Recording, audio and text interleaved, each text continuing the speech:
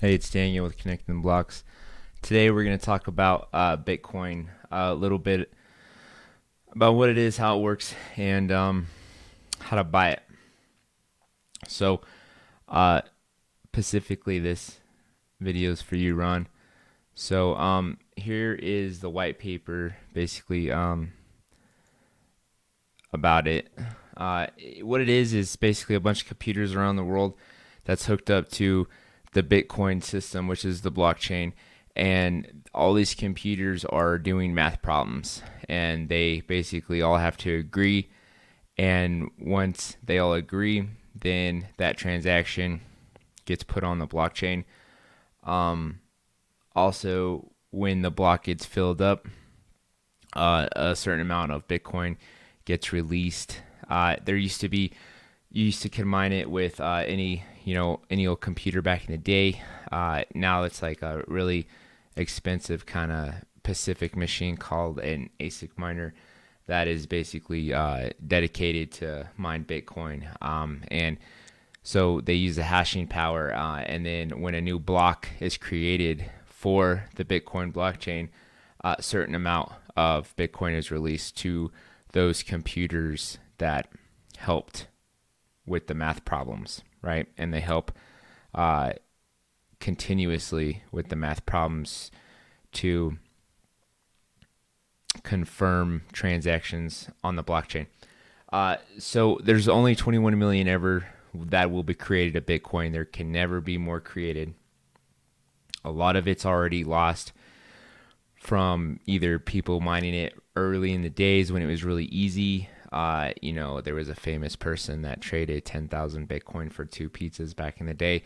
There's another guy that threw a thumbstick that had, I don't know, close to 10,000 Bitcoin or something like that, and then ended up in a landmine or a landfill, basically a dump. And yeah, so there's a lot of lost Bitcoin, but there can only be 21 million ever. So it will only ever increase. Does it go up and down? Absolutely. But in the end, it's digital gold, and it will always um, remain that. So this is the best way to essentially uh, buy it. So right here it shows you kind of like the math problems and stuff that it's trying to solve to make the blocks and whatnot. But pretty good stuff. The blockchain was not created from Bitcoin. The blockchain was created, I believe, in 1989, and then there was a patent on it in either 1990 or 1991. Um, so the idea of the blockchain was created a long time ago. Uh, Bitcoin just put it into use, right, in a way that made everyone think, "Oh wow, that's what it was for, or it can be used for." So essentially, this is the best way to buy it. There's different ways. There's places offshore, but America. This is the easiest way. It's called Coinbase. You go on there, you make yourself an account. You give them your email. You do a two-way authentication, basically, where it sends a code to your cell phone. So you have to put in your email and password, and then it sends a code to your cell phone. So that way it's just, very secure. So you make an account for Coinbase, and you can come on here. And then once you link there's a place where you can link link your bank account, all that good stuff. You come on here, and so right here it says pay with U.S. Bank. So you can either buy it from here. Here's what I recommend. This is very easy, but here's what I recommend. So you make a Coinbase account, then you go to Coinbase Pro, which is a sister site of Coinbase that's connected to it. You come over here to Coinbase Pro, and this is the stock exchange basically of Coinbase. So Coinbase is just like a user-friendly place to buy all kinds of crypto and stuff like that. And then the Coinbase Pro is a place where you can day trade. You can put in market orders, which let's say I wanted to buy 500 Bitcoin right now. And let's see here. Or let's say it's $500 worth of Bitcoin, and then I just put place order.